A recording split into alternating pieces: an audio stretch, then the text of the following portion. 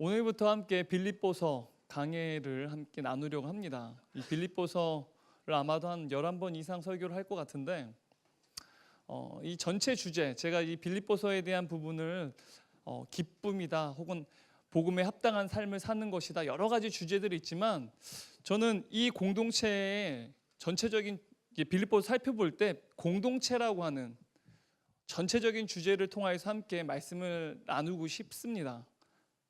공동체. 그리고 오늘 함께 나눌 첫 번째 말씀은 성도라는 거죠. 성도.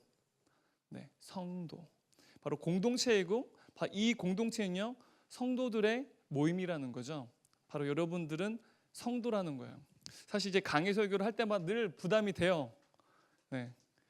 여러분들에게 은혜를 줘야 된다라는 굉장히 부담감도 있지만 강해 설교가 참 이제 뭔가를 임팩트를 확 준다는 게, 전혀 다른 그런 통찰력을 가지고 뭔가를 준다는 게 참 어려워요. 여러분들에게 더 좋은 것들을 먹이고 싶지만 이 강해 설교라고 하는 부분이 좀 많은 부담이 있고 저로서는 굉장히 사실은 무언가 더 새로운 무언가를 주고 싶지만 사실 그렇게 될 때 본문과 왜곡된 말씀을 전할 때가 종종 있을 수 있어서, 그럼에도 불구하고 제가 말씀 묵상하고 연구하고 여러분이 주는 이 메시지가 어쩌면 평범할지도 모르고 여러분들이 너무도 익숙할지도 모르지만 하나님이 주시는 그 메시지가 여러분에게 기억되고 묵상되고 또한 그것에 힘입어서 또한 한 주를 살아갈 수 있는 능력이 주께서 주셨으면 좋겠어요. 네, 그래서 기도한 마음으로 빌립보서 말씀을, 바로 이 공동체에 대한 말씀을 함께 나눴으면 좋겠습니다. 먼저 이 빌립보서를 나누기 위해서는 전체적인 배경에 대해서도 좀 알아야 될 것 같아요. 그죠? 이 빌립보서는 굉장히 독특한 편지입니다. 바로 빌립보 교회를 향해서 사도 바울이 쓴 편지가 바로 빌립보서인데요. 이 빌립보서라고 하는 편지는요, 상당히 독특한 편지입니다. 다른 많은 편지들을 보면요, 다른 공동체들, 갈라디아서라든지 고린도서라든지 에베소서라든지 이런 편지들은요, 그 고린도 교회를 향해서 쓴 편지가 고린도 전후서고요, 갈라디아서는 갈라디아 교회를 향해서 쓴 편지가 갈라디아서입니다. 각각의 교회에 편지를 쓸 때 사도 바울은요, 분명한 목표를 가지고 편지를 씁니다. 각각의 공동체는요, 해결해야 될 문제점이 있었습니다. 그게 영적인 것이든 도덕적인 것이든 그런 공동체 안에 있는 문제든 공동체가 해결해야 될 문제가 있었어요. 그래서 갈라디아서, 바로 갈라디아 교회를 향해서 쓴 바울의 편지를 보면 갈라디아 교회는요, 율법주의 문제가 있었습니다. 그 율법주의를 해결하기 위해서 갈라디아서를 사도 바울은 썼고요. 골로새서는요, 이 골로새 교회 안에 있는 영지주의, 바로 이단 문제가 있었습니다. 이 이단 문제를 해결하기 위해서 골로새서라고 하는 편지를 썼습니다. 그리고 고린도 전후서 편지를 보면요, 바로 고린도 교회 내에는 굉장히 엄청난 문제가 있었죠. 아마도 제일 많은 문제가 있는 교회가 아마 고린도 교회라 생각할 거예요. 모든 오늘날에 있는 현대 교회들이 갖고 있는 모든 문제를요, 고린도 교회는 싸그리 다 선물 세트처럼 가지고 있는 교회, 문제가 제일 많은 교회였습니다. 교회에 분열이 있었고요, 갈등이 있었습니다. 그리고 교회 안에 도덕적 타락이 너무나도 심각했어요. 근친상간도 있었고요. 도덕적 타락했다, 교회가 분열했다, 그럼 끝난 거죠, 그 공동체는. 그러니까 그러한 문제점들을 하나하나 책망하면서 그 문제를 해결하지 않으면 안 된다라는 사도 바울의 엄격한 책망이 바로 고린도 전후서에 있습니다. 근데 이 빌립보서를 살펴보면요, 빌립보 교회도 문제가 있긴 있었습니다. 하지만 이 빌립보서 전체를 살펴보면 굉장히 서정적이에요. 서정적이라는 물이 어떤가요? 과거에 빌립보 교회를 향한 사도 바울의 어떠한 기쁜 추억들이 있는 거예요. 빌립보 교회를 생각할 때마다 그의 마음 가운데 기쁨이 넘치는 거예요. 그리고 빌립보 교회를 향해서 칭찬을 합니다. 그 안에는요, 기쁨과 어떠한 과거의 빌립보 교인들과 함께 나눴던 믿음의 혹은 신앙의 그러한 귀한 추억들이 바로 빌립보서 안에 있어요. 그래서 문제가 빌립보 교회도 있었지만 사실은 어떤 문제에 대해서 책망하고 이것들을 해결하지 않으면 안 된다라는 그러한 내용들이 빌립보서 안에는 없어요. 그래서 저는 이렇게 생각을 합니다. 빌립보 교회는요, 사도 바울이 쓴 그 서신서들 중에 그 많은 교회들이 있을 텐데 그 교회들 중에 가장 이상적인 공동체가 아마 빌립보 교회였을 거라 저는 생각을 해요. 그래서 저는 빌립보 교회와 같은 전혀 문제가 없을 수 있는 공동체는 없습니다. 모든 교회는 문제가 있어요. 하지만 빌립보 교회와 같은 그러한 공동체가 바로 우리 대학 사부 공동체가 됐으면 좋겠다라는 그러한 바람을 가지고 함께 이 빌립보서를 같이 살펴봤으면 좋겠어요. 빌립보라고 하는 도시는요, 아마 여러분이 되게 잘 알 거예요. 그 마케도니아의 알렉산더 대왕의 아버지 빌립 2세가 이 도시를 정복하고요, 자신의 이름을 기념하기 위해서 자신의 이름을 따서 지은 도시가 바로 빌립보라고 하는 도시였어요. 그리고 이 빌립보라고 하는 도시는요, 주전 42년도에 이제 로마에 의해서 이제 그 전부터 이미 150년 전 이전부터 아마 로마의 지배하에 있긴 있었는데, 주전 42년에 이제 그 옥타비아누스랑 안토니우스의 그 연합군과 여러분 옥타비아누스는 우리가 성경을 보면 아구스도라고 하는 이름으로 있는데, 아우구스투스 아시죠? 그러니까 로마의 첫 번째 황제라고 말할 수 있을 것 같아요. 그 옥타비아누스와 안토니우스가 이 카이사르를, 그러니까 시저라고도 불리는데 카이사르를 브루투스가 아니에요, 브루투스. 네, 좀 분명히 브루투스라고 하는데 제 귀에 들리는 게 블루투스로 들려가지고 브루투스가 암살을 하죠. 그래서 이 브루투스와 카시우스 그 연합군과 함께 내전이 일어납니다. 그래서 결국에는 안토니우스와 옥타비아누스가 승리를 해요. 그래서 승리하여서 다시 이 도시를 자신들의 로마의 도시로 수복한 도시가 바로 빌립보라고 하는 도시였어요. 그리고 이 도시를 수복한 이후에 원래 로마에 소속된 도시였지만 당시에는 이제 브루투스와 이제 카시우스의 휘하에 들어갔었는데, 다시 수복한 이후에 여기에 옥타비아누스와 안토니우스의 그 군인들, 로마 군인들을요, 이 빌립보라고 하는 도시에 많이 정착을 시킵니다. 그리고 정착을 시키면서 이 전쟁에 승리했잖아요, 그죠? 이 군인들은 굉장히 충성스러운 사람들이잖아요. 그래서 그들에게 로마 시민권을 줍니다. 빌립보는요, 로마가 아니에요. 로마의 식민지 도시입니다. 근데 이 빌립보라는 도시에 로마 시민권을 그들에게 주고요, 로마인들과 동일한 법을 그들이 혜택을 받을 수 있게끔 그들에게 배려를 해줘요. 사실 이 로마 시민권, 로마법 안에 어떻게 보면 보호를 받는다는 것은요, 당시의 시민 그 도시에서 가장 큰 혜택이라고 볼 수 있어요. 그래서 이 로마 시민권이 있는 사람들은요, 만약에 어떤 범죄를 하더라도 어떠한 이제 채찍을 맞는다거나, 채찍을 맞게 되면은 뭐 그냥 허리띠로 그냥 맞는 정도가 아니잖아요. 채찍이 얼마나 날카롭고 거기 뼈나 쇠가 들어가 있어서 맞게 되면 척추가 드러날 정도로 엄청난 어떻게 보면 신체적 타격을 입게 되거든요. 그러니까 채찍이라고 하는 것은 사람을 죽게 만드는 심각한 고문인데, 이 채찍으로부터 면제받습니다. 그리고 어떠한 이제 범죄를 행하더라도 그 범죄한 사실이 명확한 증거가 없다고 한다면 이 사람을 어떻게 보면 감옥에 쳐넣을 수가 없어요. 그러니까 엄청난 면제 혜택이겠죠. 그리고 이 로마 시민권이 있는 사람들은 자신의 또한 이제 재판에서 본인이 너무나 무죄한데 억울하다라고 하게 되면 황제에게 나서서 자신의 죄에 대해서 호소할 수 있고 항소할 수 있었어요. 그러니까 그러한 혜택을 가진 사람은 로마 시민권자들이었습니다. 게다가 이 빌립보라고 하는 도시는요, 심지어 이 로마 시민권을 받았을 뿐만 아니라 식민지 도시인데, 그러니까 식민지 도시들은 모두가 로마라고 하는 나라에게 세금을 내야 됩니다. 근데 면세 혜택을 받았어요. 세금을 낼 필요가 없는 거예요. 그들은 로마를 위해서 싸웠던 군인들이기 때문에 그들에게 면세 혜택을 줬어요. 세금을 낼 필요가 없었습니다. 게다가 이 빌립보라고 하는 도시에는요, 로마 군대가 주둔했어요. 여러분 잘 모르겠지만 고대 시대는요, 이민족이 각 나라들 혹은 도시들을요 많이 침입했고 유린을 했죠. 우리나라 조선 시대 보면은 일본인 그 해적들이 부산이나 이러한 지역에 자주 출몰하고, 분명히 나라가 있고 왕이 있고 군대도 있지만 많은 백성들이 끌려가기도 하고 약탈을 당했잖아요, 그죠? 그러니까 사회적인 안정이라는 것은 바로 지금 이 시대를 사는 여러분들에게 사회적 안정이라는 게 크게 와닿지 않지만, 당시에 로마 군대, 로마라고 하는 나라는요 가장 강한 나라잖아요. 그 나라의 군대가 빌립보라는 도시를 지키고 있는 거예요. 이 빌립보 사람들은요 다른 도시들이 누릴 수 없는 사회적인 안정감을 누릴 수 있었다라는 거예요. 어마어마한 혜택이죠.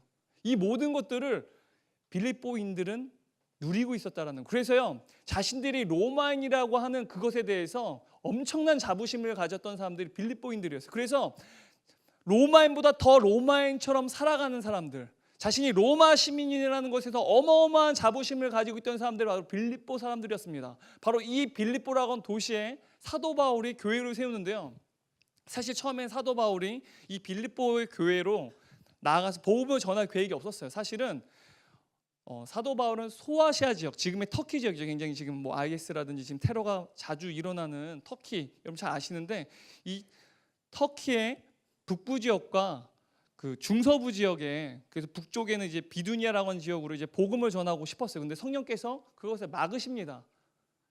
그래서 소아시아 지역으로 복음을 전하러 갈 수 없게 돼요. 근데 그가 어느 날 밤 잠을 자는데 환상 중에 한 마케도니아인이 나타납니다. 그리고 우리를 도와달라고 하는 환상을 보게 돼요.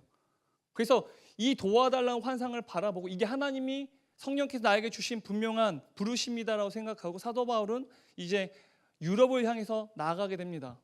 그리고 유럽의 첫 번째 도시인 이 빌립보에 다다르게 돼요. 성령께서 이를 부르셔서 또 사도 바울과 그들의 일행을 부르셔서 복음을 전하는 사역을 맡기셨다는 거죠. 근데 여러분, 성령께서 분명히 환상 가운데 나타나셨고 성령께서 분명히 말씀하셔서 그 말씀에 순종했어요. 그렇다고 한다면 이제 빌립보에 갔어요. 그럼 많은 사람들이 지금 복음을 기다리고 있어야 되잖아요. 우리를 도와달라고 했으니까 그곳에 복음을 들릴 사람들이 많이 있어야 되잖아요. 그죠? 그래서 복음을 전했을 때 수많은 사람들이 벌떼같이 그 복음에 의해서 변화되어지고 예수 그리스도를 영접해야 되잖아요. 그죠? 사실 여러분 기도할 때 하나님의 응답이 있다라는 말을 할 때 여러분들은 그러잖아요. 하나님의 응답이 있다고 한다면 모든 것이 형통하고 순조로울 거라는 기대감이 있잖아요. 그죠? 근데 사도 바울이 분명히 성령의 부르심에 의해서 빌립보라는 도시에 갔는데 그곳에 갔더니 아무도 없는 거예요. 복음을 받아들일 사람들, 복음을 전해야 될 대상들이 아무도 없었다라는 거예요. 왜냐하면 사도 바울은요, 어떠한 도시든 이방인의 도시에 가게 돼서 복음을 전할 때는 항상 유대인의 회당을 찾았습니다.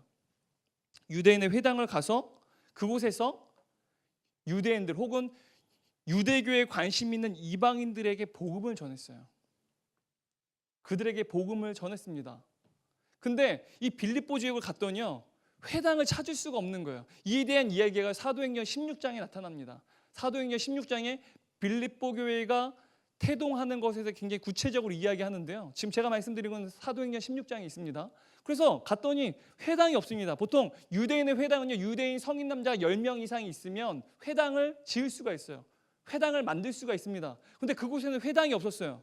그래서 안식일이 되자, 그러니까 아마도 빌립보 지역에는요, 유대인이 거의 전무한 지역이었던 것 같아요. 그러니까 유대인이 적어도 10명 이하, 그러니까 미만에 살고 있었던 지역이 아마 빌립보였던 것 같은데, 그래서 성인 10명 이상이 안 되게 되면 안식일에 기도하는 곳을 정합니다. 그리고 기도하는 그곳에서 하나님께 예배드리고 그곳에서 자신들의 신앙을 지켜요. 그래서 안식일이 되니까 사도 바울이 디모데와 함께 이제 기도하는 곳을 찾습니다. 가보니까 한 여인들이 거기서 그 기도하는 곳에서 예배를 드리고 있는 거예요. 근데 이 사람들이 유대인들이 아니라 이방인들이었어요. 그들에게 복음을 전합니다. 그리고 그 중에 한 여인이 그 복음을 받아들였어요. 그 사람이 바로 누구였나요? 루디아였습니다. 아마도 이 루디아는요, 뭐 자주장사라고 하는데 옷감 장사를 했던 것 같아요. 그리고 옷감 장사, 어떤 우리가 뭐 비단, 뭐 이러한 당시에 뭐 조선시대라든지 고려시대 때 비단은 굉장히 뭐 귀족들이 사용하는 의류였잖아요. 그러니까 이런 것들을 판매하고 뭐 귀족들에게 판매하는 성공한 사업가였습니다. 이 사람이 복음을 받아들여요. 그리고 얼마 후에 또 기도하는 곳을 또 찾는 중에 한 여인을 만납니다. 그 여인은요, 노예였어요. 근데 귀신 들려 있고 점을 치는 사람이었어요. 귀신 들려서 점을 치는 여자 노예가 바로 사도 바울과 마주치게 된 거예요. 얼마나 불쌍하겠어요. 귀신이 들렸는데 게다가 노예예요. 자신의 인격과 어떻게 보면 자신의 생명과 자유가 모두가 자신의 것이 아닌, 너무 불쌍한 여인을 만나죠. 그리고 그에게 복음을 전하기 위해서 그에게 기도해주고 귀신이 떠나가게 합니다. 귀신이 떠나가게 되니까 어떤 문제가 발생했냐면 귀신 들림에 의해서 점을 봤던 여인이에요. 근데 그 능력이 사라져버린 거예요. 곡성이라는 영화 봤죠? 멋이 중한디 막 그러잖아요. 거기서 뭐 살을 날라야 돼, 미끼를 물었어, 뭐 어쩌고 그러는데 거기서 뭐 귀신 들린 거잖아요. 황정민이, 그죠? 그 황정민 씨가 참 굉장히 정말 미끼였는데 그 사람이 있어서 저는 그 사람 좋은 사람인 줄 알았는데 나쁜 사람이었죠. 다 봤죠? 이미 끝났죠? 그래요. 뭐, 미안해. 고소하지 마세요. 안 그래도 뭐 보니까 뭐 부산 뭐지? 부산 열차인가? 부산 행인가?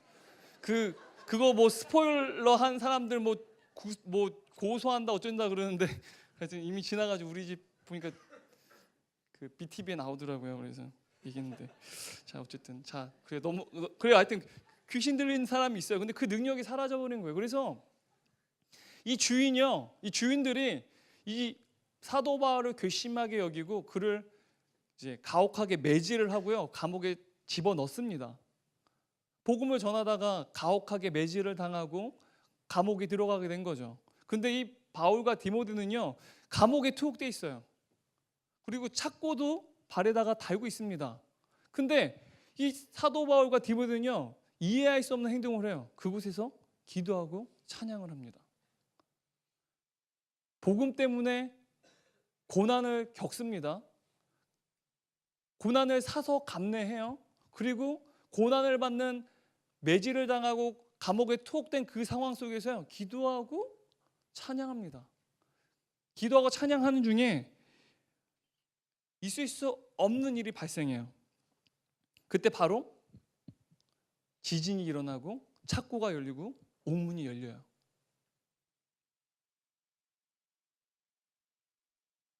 그때 이 감옥을 지키던 간수가 있었습니다. 잠이 든 것 같아요. 근데 눈을 떠보니까 착고가 풀려지고 옥문이 다 열려져 있어요. 그걸 바라보고 난 죽었구나. 그러니까 로마 시대 때는요. 무엇보다 어떻게 보면 그 불명예. 그러니까 일본 사람들이 자결을 하잖아요. 그죠? 할복이라는 걸 하죠. 명예가 실추되었을 때. 그죠? 로마도 그러한 문화가 있어요. 아노인 쉐임 문화라고 해가지고 자신들의 명예가 실추되어졌을 때 자결을 합니다. 로마라고 한 나라는 전쟁에서 패배한 장군들을 절대 죽이지 않아요. 패배한 장수들을 처형할 수도 있잖아요. 근데 처형하지 않습니다. 왜? 다시 한번 기회를 줘요. 그러면요 그 장수들은요 목숨을 걸고 전쟁에 나서요. 왜? 그 수치심, 불명예를 다시 만회하기 위해서 대부분요 불명예를 다시 한번 회복하기 위해서 목숨을 버립니다. 그러한 문화가 바로 아노인 쉐임 문화인데 로마 문화가 그래요. 그러니까 아무래도 왜 자결을 하지? 아마도 이 간수에게는 그게 어마어마한 불명예였던 것 같아요. 차라리 이 불명예로 살니 목숨을 끊자고 자결하려고 하는데 사도 바울이 그걸 막습니다. 그리고 그에게 복음을 전하죠. 그리고 그와 그의 가정이 그날 저녁에 세례를 받고 복음을 받아들입니다. 그래서 빌립보 교회는요 자주장사했던 이제 그 장사를 했던 상인이었던 루디아와 또한 귀신 들려서 점을 치던 노예 여인 그리고 빌립보 감옥을 지켰던 간수와 그의 가족이 바로 이 빌립보 교회의 최초의 성도들이었다는 거예요. 빌립보 교회는 그들에 의해서 시작되었다는 거예요. 그런데 이 빌립보 교회가 세워진 이후에 지금 사도 바울은 빌립보 교회를 향해서 편지를 쓰고 있잖아요. 그죠? 편지를 쓴 걸 우리가 읽었잖아요. 그죠? 다 읽지는 않았지만 이 편지는요. 빌립보 교회가 세워진 이후에 10년에서 15년 정도의 시간적인 간격이 있습니다. 빌립보 교회가 세워진 지 10년 혹은 15년 이후에 이 편지를 썼다라고 학자들은 얘기를 해요. 지금 사도 바울은 이 편지를 쓸 때요. 로마 감옥에 있습니다. 뭐 학자들이 분분해 로마 감옥이었을 거다, 에베소의 감옥이었을 거다라고 얘기를 하는데 대다수의 학자들이 주장하는 것은 로마 감옥이었을 거다라고 얘기해요. 이 로마 감옥에 갇혀서 이 편지를 빌립보 교회에게 쓰는데 이 편지를 쓴 이후에 사도 바울에게는요 더욱더 이 상황이 악화되어져 가요. 그리고 순교하게 됩니다. 순교하기 전에 쓴 편지가 디모데 전후서도 있지만 빌립보 교회에 쓴 편지가 아마도 그가 순교하기 전에 쓴 편지 중에 하나다라고 학자들은 얘기를 해요. 여러분, 사도 바울은요, 그의 삶 가운데 그 고난을 겪을 필요 없습니다. 근데 복음을 전하기 위해서 고난을 감내하죠. 그는요, 예수 그리스도께서 이 땅에 오셔서 인간의 몸으로 하나님이신 그분이 살아갈 때 경험하셨던 그 고난을요, 사도 바울은 자신의 인생 가운데 그 질고를 경험했다라는 거예요. 고난과 시련을 피할 수도 있었는데 예수님 때문에 그 고난을 감내하는 삶을 살았습니다. 근데 오늘 빌립보 교인들에게 편지를 쓰는데 그 빌립보 교인들도 복음을 받아들이고 예수를 믿고 따르는 그 삶을 살기 위해서 고난을 감내하는 삶을 살았다라는 거예요. 고난을 감내하는 그 사람들을 향해서 사도 바울은요, 성도라고 얘기를 해요. 지금 빌립보 교회, 지금 바울이 살았던 이 시대는요, 사실은 오늘날 이 시대와 비교했을 때 한 2000년의 시간의 간격이 있죠. 하지만 변함없는 사실은요, 그 당시에도 예수를 믿기 위해서 고난을 받았다라는 거예요. 당시에는요, 이건 사실 너무 많이 설명하면 안 되는데 시간이 없는데, 요즘에는 사실 여러분들이 꿈이 있고 여러분들의 개인적인 어떠한 성취를 위해서 여러분들 꿈이 있잖아요, 그죠? 그 꿈은 때론 부모님에 의해서 그 꿈을 선택하기도 하지만 대부분 여러분의 자유의지에서 선택하잖아요, 그죠? 부모님이 어떠한 직업을 가지고 있어서 그 직업을 잇는 경우는 사실 드물잖아요, 오늘날에는요. 근데 당시 로마 시대 때는요, 그 가문이 하는 그러한 직업과 하는 그 일들은요, 자녀들에게도 여전히 이어져요. 개인이라는 삶은 없었습니다. 공동체, 가문만 있을 뿐이지 개인의 삶은 있을 수 없었어요. 그래서 이 가문으로부터 한 개인이 만약 쫓겨나거나 추방되게 되면요, 살아남을 수가 없어요. 오늘날과 다른 시대의 삶입니다. 그래서 여기서 예수를 믿는다, 복음을 따른다라는 건요, 그 가문으로부터 죄되는 걸 얘기해요. 가문으로 죄되게 되면요, 사회적 보호를 받지 못해요. 생존의 문제가 있는데 경제적인 부분에서도 문제가 발생한다라는 거예요. 복음을 받아들이고 그리스도인이 됨으로써 겪는 고난과 시련이 있었는데 빌립보 교인들은요, 사도 바울이 그러했던 것처럼 그 고난을 감내했다라는 거예요. 2000년의 시간적 간격이 있지만 여러분에게 복음을 따르기 위해서 이 세상 가운데 살아가면서 예수 그리스도를 따르는 그 삶 때문에 겪는 어떠한 여러분 내면 가운데 있는 가치관 간의 갈등, 내면적 갈등이 여러분에게 있나요? 예수를 믿는다는 것은요, 고난을 겪는다는 것을 의미합니다. 예수 믿는다는 시련을 겪는다는 걸 의미해요. 예수 믿는다는 것이 무슨 복되고 형통하는 것이 아닙니다. 복되고 형통하는 것이지만 이 세상 가운데 우리가 이해하는 복과 형통과 좀 다를 것 같아요. 예수를 믿는 것은요, 고난을 겪는 걸 의미합니다. 아픔을 겪는 걸 의미합니다. 때로는 가족과도 갈등이 생긴 걸 의미합니다.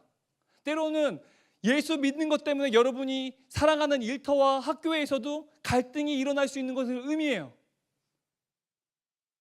여러분, 복음을 따르는 삶, 예수 그리스도를 따르는 그 삶을 살아가기 위해서 겪는 아픔이 없다고 한다면, 갈등이 없다고 한다면 어쩌면 여러분들은요, 예수 그리스도를 따르는 제자된 삶을 실패하고 있는지도 몰라요.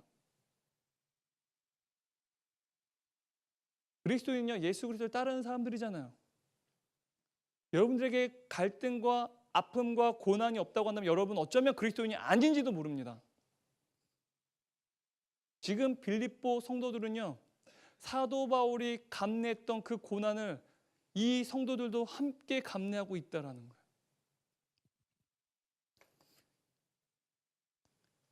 유한한 것을 붙잡지 않고 영원한 것을 붙잡는 성도들은요, 시련을 감내합니다. 고난을 겪는다라는 거예요. 이러한 빌립보 성도들을 향해서 사도 바울은요, 성도라고 얘기합니다. 성도. 한번 1절 말씀 같이 읽어볼까요?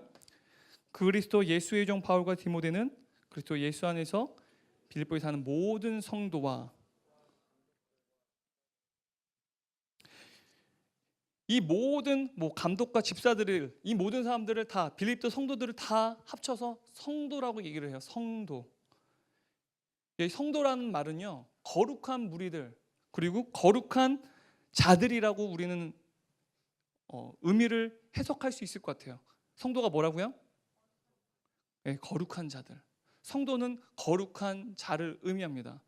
이 거룩하다라는 말은 히브리어 단어로 동사로는 카도시라고 하는데, 카도시는 자르다, cut off, 분리하다, 나누다, divide라는 뜻을 갖고 있습니다.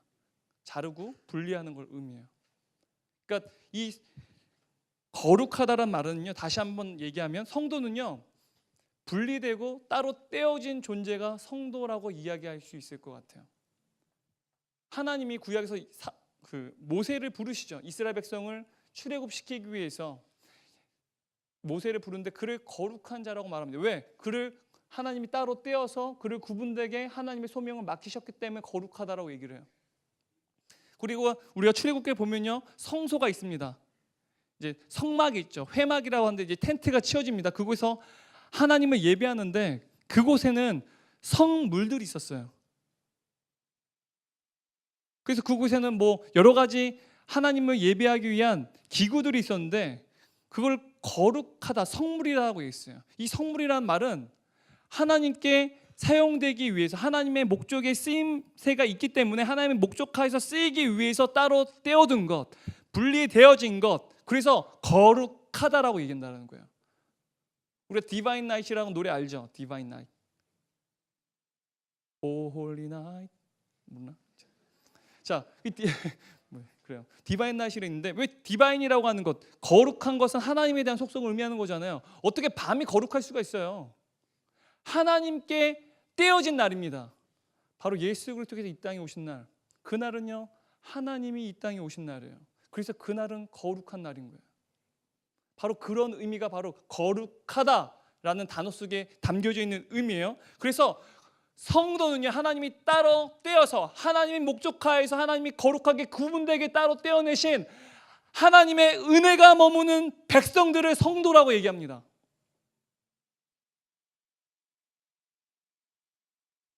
바로 이곳에 있는 평범한 그리스도인 여러분들을 향해서 사도 바울은요, 성도라고 말합니다. 지금 여기서 예배드리고 있는 대학사부 모든 지체들은요, 성도입니다. 여러분 잘나서가 아니라, 뭔가 거룩해서가 아니라 단지 하나님께서 여러분을 선택하셨어요. 하나님의 거룩한 목적하에서, 하나님의 커다란 은혜 속에서 여러분을 따로 떼어서 하나님의 목적하에서 하나님의 은혜가 머무는 하나님의 자녀로 여러분을 구분하셨다라는 거예요. 그래서 우리는 성도입니다. 근데 여러분 카톨릭 교회에서는요, 이 성도라는 단어를 saint라고 하는 단어를 써요. 우리 성경을 보면요, 성도라고 할 때 saint라고 하는 단어를 사용합니다. The saint, 성도들이죠. saint. 성도, 그러니까 보통 saint라고 하면 성인이라고 할 때도, 그러니까 아이와 성인 그 말 말고요, 우리가 존경하는 대상들 성인이라고, 성인군자 할 때 성인, 4대 성인 하고 그러지만 카톨릭에는 성인이 있잖아요, 그죠? 사도 요한, 그렇잖아요.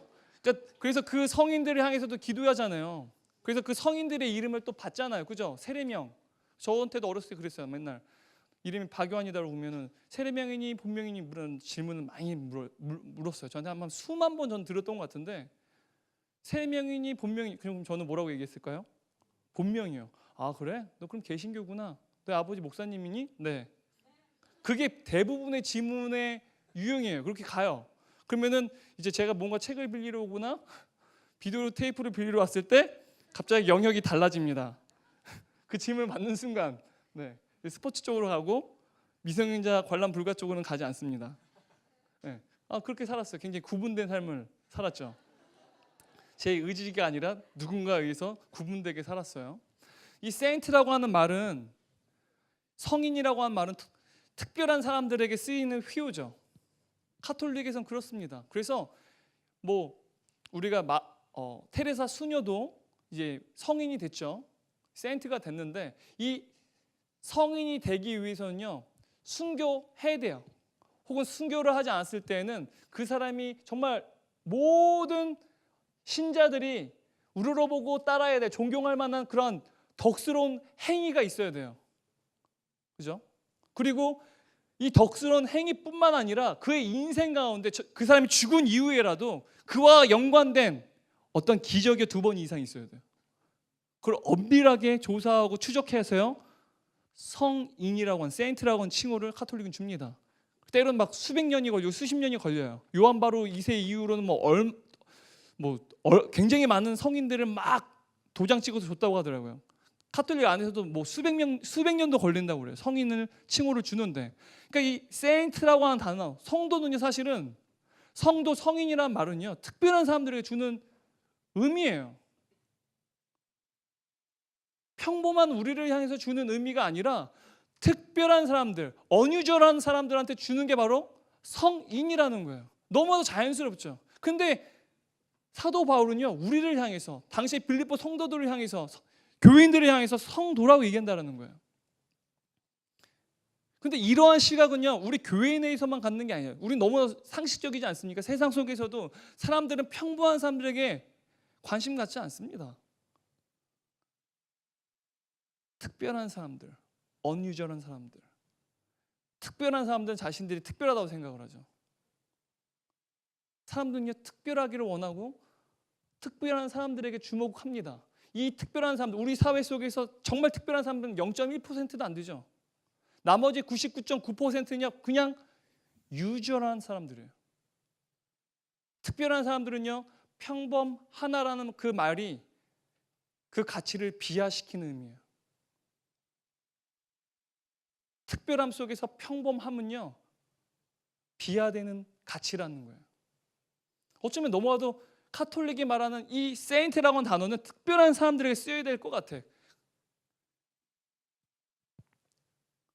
마사 너스바움이라고 하는 그 학자가 있어요.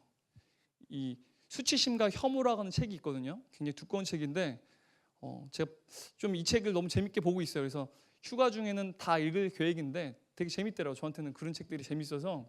이 책을 보다 보니까 이 수치심이라고 하는 부분에 대해서 이 마사 너스바움이라는 학자는요, 굉장히 세계적으로 유명한 학자고, 이 책이 굉장히 한번 관심 있는 분 읽어봐도 좋을 것 같아요. 굉장히 많은 학자들이 인용하고 발췌하는 굉장히 세계적인 하나의 석학이 쓴 책 중에 손꼽히는 책이래요. 그래서 여러분들이 수치심에 대해서, 혐오에 대해서 좀 알고 싶으면 이 책을 보다 보니 너무나 성경적인 게 많은 거예요. 이 사람이 성경적인 게 아니라 심리를 통하여서 인간이 갖는 수치심에 대해서 살펴보는데 너무나도 성경적인 거예요. 이 사람들은 무신론자들이 대부분이죠. 심리학자들은요.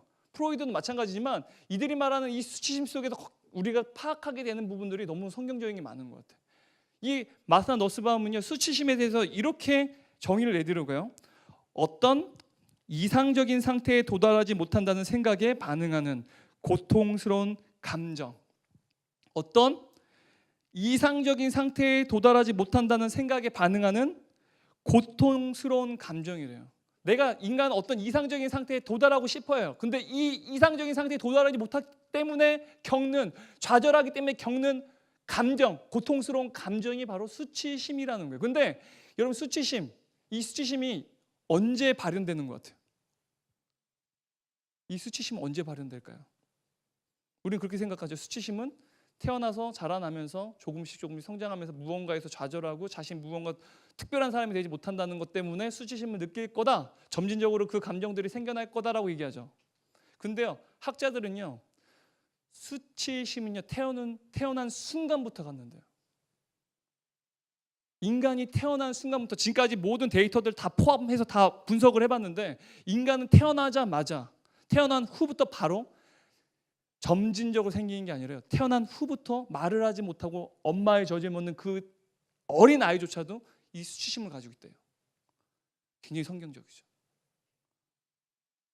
인간을 타락하기 위해서 인간은 벌거벗은 걸 부끄러워하죠. 부끄러워한다와 동일한 의미가 수치심입니다. 인간이 얼굴 빨개지고 부끄러진다는 것, 수치심을 느끼는 거예요. 심리학자들은 부끄러움, 그 감정이 수치심이라고 얘기를 해요.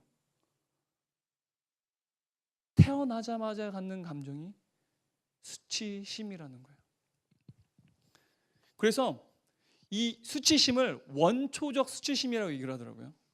인간이 태어나자 갖는 그 수치심을 원초적 수치심이라고 하는데, 이 원초적 수치심은요 나르시시즘이랑 연결되어 있대요. 나르시시즘 뭔지 알죠? 자기 우월감, 그죠? 우리 자매들 중에서도 혹은 형제, 왜 이렇게 잘생겼어? 왜 이렇게 예뻐?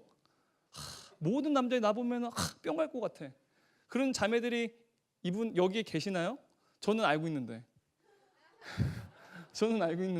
네, 저는 한 분 계세요. 네. 자기애가 충만한 분들이 계시죠. 형제들 중에 있어요. 때로는 우리에게 즐거움을 주기도 해요. 어떻게 그런, 그 친구 아니에요. 그냥 세상을 살다 보면, 진영아 너 아니다. 오해하지 마라. 오해하지 마라. 진짜 너 아니다. 네. 그렇잖아요. 그래서 우리에게 즐거움을 주는 사람들이 있는데, 나르시시즘과 이 수치심은 연관되어 있다는 거예요. 나르시시즘, 자기가 뭔가 특별하다는 거죠. 내가 뭔가 특별한 존재라고 하는 것, 나르시시즘이잖아요, 그죠? 근데 내가 뭔가 특별하다는 것이 충족되지 않을 때 우리는 수치심을 겪는다라는 거예요. 인간은요 누구나 유일한 존재가 되고 싶어한대요. 누군가에게 특별한 존재가 되고 싶어한대요. 근데 이것이 여러분 성취될 수 있나요? 우리는 실패할 수밖에 없어요. 모든 인간은요 유일한 존재, 특별한 존재가 되고 싶어요. 하나님의 형상으로 지음받았기 때문이죠. 하지만 그것이 어떻게 보면 좌절될 때 사람들은요 수치심을 느낀다라는 거예요. 그런데 이 원초적인 수치심은요 모든 사람들의 내면에 잠복되어 있어요. 어떠한 계기가 여러분들에게 발현만 되면 그 감정은 폭발돼서 나타납니다. 모든 사람들에게 원초적인 수치심이 잠겨져 있기 때문에 현재 잠복되어 있어요. 건강해 보이죠? 하지만 뭔가 계기가 방아쇠가 땅 당겨주면 수치심이 여러분에게 삼켜버린다는 거죠. 우리는 특별한 존재가 되고 싶어하죠. 특별한 존재가 바로 성도인 것 같아요.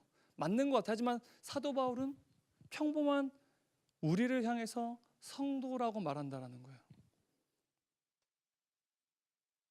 성도인 우리는요 평범할 수 없습니다. 우린 평범하죠? 하지만 성도인 여러분은요 평범할 수 없어요. 왜냐하면 하나님의 아들이신 예수 그리스도께서 자신의 피값, 자신의 생명으로 여러분을 샀어요. 그리고 모든 다른 사람들과 구분되게 따로 떼어서 하나님의 은혜가 머문 하나님의 자녀들로 삼으셨어요. 여러분들은 특별한 존재라는 거죠. 평범한 존재일 수가 없습니다. 세상 사람들이 아무리 여러분의 가치에 대해서 비하할지라도, 여러분이 특별하지 않은 존재라고 말할지라도, 여러분들은 하나님의 그 피값, 하나님의 그 생명으로 여러분을 선택하고 여러분을 따로 떼어는 특별한 존재가 여러분이라는 거예요. 세상의 어떤 그 아름다운 표현으로도요 여러분의 그 가치, 성도인 여러분을 향해서 그 아름다움에 대해서, 특별한 존재임에 대해서 수식할 수가 없고 정의 내릴 수가 없어요. 그만큼 여러분들은 특별한 존재라는 거예요. 우리는 성도라는 거예요. 여러분은 성도라는 거예요. 하나님이 따로 떼어내신, 하나님의 특별한 목적하에서 여러분을 따로 떼어내셨고 구분해 놓으신 하나님의 자녀들, 바로 우리가 성도라는 거죠. 근데요 이 성도에 대해서 분명히 성도인 사람들을 구분하는 하나의 기준이 있는데, 그 기준이 뭐냐면 1절 말씀에 이렇게 써 있어요. 그리스도 예수 안에서 빌립보에 사는 모든 성도라고 말합니다. 그냥 성도가 아니에요. 그냥 우리가 예배드리고 교회에 나온다고 해서 성도가 아니라, 빌립보 안에는 성도가 아니라 그리스도 예수 안에 있는, 빌립보 안에 있는 성도, 바로 예수 그리스도 안에 있는 사람들이 바로 성도라는 거죠. 바울의 편지들을 보면요 그리스도 안이라는 말이요 48회, 그리고 그리스도 예수 안이라는 말이 34회, 주 안이라는 말이 50회나 사용됩니다. 그의 서신서를 잘 살펴보면요 주 안, 그리스도 안, 그리스도 예수 안 이러한 말들이 수없이 많이 사용되라는 거예요. 왜냐하면 사도 바울이 그리스도 예수 안, 주 안이라고 하는 이 표현이 너무나도 중요하기 때문에 그래요. 바울은요 그냥 성도들이 아니라 그리스도 예수 안에 있는 성도들에게 이 편지를 썼다라는 거예요. 여러분 당시 빌립보 사람들은요 자신들이 황제의 지배하에 로마 안에 산다는 것에 어마어마한 자부심이 있었습니다. 빌립보에 있는 사람들은요 로마인보다 더 로마인처럼 살아가려고 노력을 했어요. 그러니 로마인이 먹는, 로마에 사는 그 로마 시민들이 먹는 음식을 먹었고요, 로마인들이 입는 복장을 입었고요, 자식들에게는 로마인들이 배우는 학문과 지식을 가르치려고 애를 썼어요. 왜? 그들에게는 로마인이라는 것 자체가 너무나도 자랑이었기 때문에 그래요. 로마 안에 있다라는 것, 로마 안에 소속되어 있다는 것, 로마 황제 안에 있다라는 것, 그것은 빌립보인들에게 너무나 큰 자부심이었어요. 근데 사도 바울은요 빌립보 안에 있는, 로마의 지배 안에 있는 성도들이 아니에요. 그리스도 예수 안에 있는 성도들에게 이 편지를 썼다라는 거예요. 우리도요 대한민국 안에 살아가죠. 그리고 서울 안에 살아갑니다. 또 여러분 중에는 수도권 안에 사는 사람들도 있을 것 같아요. 저 같은 사람들은 경기도 수도권에 살고 있으니까요. 대부분은 서울 수도권 안에 살고 있는 사람들이 대부분이겠죠. 우리는 이 세상 가운데 살고 있습니다. 이 세상은 어떤 세상인가요? 사람들이 경쟁합니다. 때로는 특별하지 않기 때문에 비하하기도 합니다. 더 성공하기 위해서 누군가를 경쟁부터 탈락시켜야지 내가 더 높은 자리에 나아갈 수 있습니다. 늘 여러분들이 아픔을 겪어야 되는 그 가치가 이 사회에는 가득해요. 여러분 그리스도인에게 갈등하게 하는 그 가치들이 우리가 살고 있는 이 사회에는 가득하다라는 거예요. 정치, 경제, 외교, 문화 모든 것들이 이 서울 수도권에 있고 대한민국 이 안에, 바로 이 서초 안에 있지만 우리는 이 안에 살고 있지만 우리는 이 안에 소속된 가치관의 안에서 사는 사람들이 아닙니다. 이 안에 살고 있지만 우리는 그리스도 예수 안에 사는 사람들이에요. 이 세상의 가치관 안에 노예로 살아가는 사람들이 아니라 이 세상을 살고 있지만 우리는 그리스도 예수 안에서 사는 하나님의 자녀들이라는 거예요. 최희천 교수님의 알이 닭을 낳는다, 닭을 낳는다, 네. 알이 닭을 낳는다라는 책이 있습니다. 네. 이 책을 보면요, 이분이 하버드 대학에서, 그러니까 이분이 동물 행동학자라고 하시는데 하버드 대학에서 생물학을 박사학위를 받으셨어요. 근데 이분이 여기서 박사학위를 공부하고 있는데 이분의 이제 스승이, 교수님이 은사가 있는데 이분이 정작 이제 자연과학이나 이러한 생물학 분야에 대해서 막 수고하고 애를 쓰기보다 인문 사회 계열에 있는 사람들에게, 학생들에게 교양 과목을 가르치는데 더 애를 쓰더라는 거예요. 하루는 그게 너무 불쾌하고, 아니 교수님은 우리 교수님인데 왜 인문 사회 분야 애들한테 왜 그것도 교양 강좌 가르치려고 그렇게 수고하고 애를 쓰고 우리에게는 신경을 안 쓰는지 그게 너무나도 불쾌해가지고 한번 따져서 물었대요. 그랬더니 이 교수님이 이렇게 얘기를 했대요. 우리가 자연과학 분야에 있는 여러분들이 그러한 생물을 배우고 지금 이 부분을 통해서 더 많은 것들을 이루는 거 너무너무 중요하다. 하지만 인문사회과학 분야에 있는 이 학생들 너무너무 중요하다는, 그 친구들이 자연에 대해서, 생명에 대해서 배울 필요성이 너무나 크다라는 거예요. 왜냐하면 그 친구들이 나중에 사회에 나가서 정치나 어떠한 사회 분야에 나가서 실제로 자연을 보호하고 혹은 자연 환경들을 파괴하지 않고 모든 법안들이 만들어지고 상정되고 안건이 통과되도록 하는 그 일에 이 학생들이 갈 가능성이 굉장히 높기 때문이다. 그걸 통해서 이 최희천 교수님이 이 스승, 자신의 교수님 윌슨 교수님을 통해서 굉장히 큰 도전을 받게 된 거예요. 그래서 한국에 돌아와서 교수가 돼서 학생들을 가르칠 때 자신의 스승이 가르쳤던 이 가르침을 잊지 않았대요. 그래서 자신에게 배운 학생들, 이과 계열이 아니라 문과 계열인 학생들도 자신의 교양 강좌를 배울 때 적어도 이 사람들이 나가서 염색 공장이 사장이 된다고 하더라도 비가 내리는 어느 날 염색 공장의 폐수를 시냇물에 몰래 버리는 그러한 사장이 되지 않도록, 환경을 파괴하고 자연을 파괴하는 그 어느 한 사람이 되지 않도록 자신은요, 시냇가에 민물고기가 어떻게 살아가고 그 민물고기가 알을 어떻게 낳고 그 민물고기가 어떻게 자신들의 새끼들을 기르는지에서 가르친대요.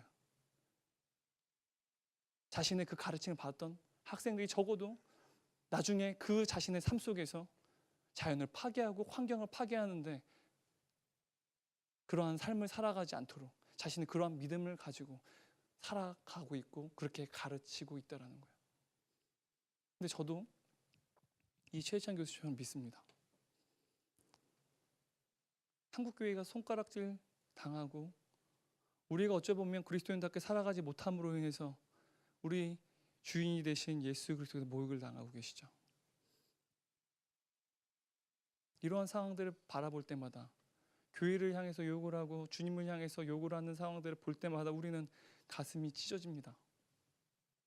그 아픔을 볼 때만 저는 가슴이 찢어져요. 하지만 저는 여러분이 하나님의 말씀이 진리인 것을 믿고 여러분 삶 가운데 그 말씀대로 진리인 그 삶을 살아갈 때 언젠가는 이러한 모든 사람들의 가치체계들이 변화될 것을 믿습니다. 그리고 우리의 가정과 캠퍼스와 일터 속에서 우리는 세상 가운데 살고 있죠. 우리는 사회 안에 살고 있습니다. 하지만 이러한 가정과 캠퍼스와 일터 속에서 이 사회 속에 살아가지만 여러분, 이 세상 안에는 가치가 안에 매몰되어서 살아가는 것이 아니라 그리스도 예수 안에 사는 삶. 그래서 하나님께서 여러분을 성도로서 거룩하게 떼어 하나님의 특별한 목적하에서 하나님의 자녀로 삼으신 그 성도의 삶을 여러분이 살 것을 저는 믿습니다. 그렇게 살기를 간절히 소망합니다. 기도하겠습니다. 하나님 감사합니다. 하나님, 우리가 하나님의 자녀가 되기 위한 하나님의 방법은 우리 선택할 뿐만 아니라 우리에게 하나님의 그 생명을 주셔야 되는 그러한 고통을 감내하셔야만 했습니다. 우주와도 바꿀 수 없는 그 우주와 이 모든 천지 만물들 당신의 입술로, 당신의 말로써 창조케 하신 당신께서 그 생명을 우리에게 주셨고 그 생명을 통해서 우리를 하나님의 자녀로 삼으셨습니다. 세상 사람들은 특별한 존재에게 관심 갖습니다. 어찌 보면 평범함이라는 말은 특별한 사람들에게 봤을 때 비하적인 표현일 뿐입니다. 하지만 평범한 우리를 향해서 주님은 성도라고 말씀하십니다. 자신의 생명이 피값으로 산 특별한 하나님의 자녀들, 하나님의 은혜가 머무는 하나님의 백성들이라고 우리에게 말씀하십니다. 이 세상 가운데 우리가 특별하지 않더라도 우리 내면 가운데는 수치심과 모멸감이 우리를 엄습한다 할지라도 우리가 하나님의 자녀들의 사실이 매일 우리 삶 가운데 성령께서 깨닫게 해주셔서 별볼일 없고 아무 가치 없는 삶을 살아가는 존재가 아니라 하나님의 특별한 자녀라는 그 사실을 예수 그리스도의 피 묻은 능력을 통하여서 매일 삶 가운데 깨닫게 되는 하나님의 자녀가 되게 하여 주옵소서. 그래서 이 땅 가운데 주님을 따르는 그 가치와 충돌하고 부딪히는 세상의 가치 속에서 이 세상 안에서 살아가지만 그럼에도 불구하고 우리는 그리스도 예수 안에 사는 하나님의 자녀들, 하나님이 따로 떼어둔 하나님의 백성들의 그 삶을 살아가는 주의 백성들 되게 하여 주옵소서. 이것을 잊지 않고 오늘 한 주도 살아갈 수 있게 도와주시고 주의 말씀이 진리인 것으로서 살아갈 때 교회를 향한 손가락과 또한 주님을 향한 그 잘못된 표현들이 이들의 삶을 통해서 변화되는 놀라운 역사가 일어나게 하여 주옵소서. 그래서 이들의 삶과 또한 이들의 목소리와 또한 이들의 모든 행위를 통하여서 주님의 그 복음이 이 땅 가운데 편만하지게 하여 주옵소서. 감사합니다. 이 모든 말씀 예수님 이름으로 기도했습니다. 아멘.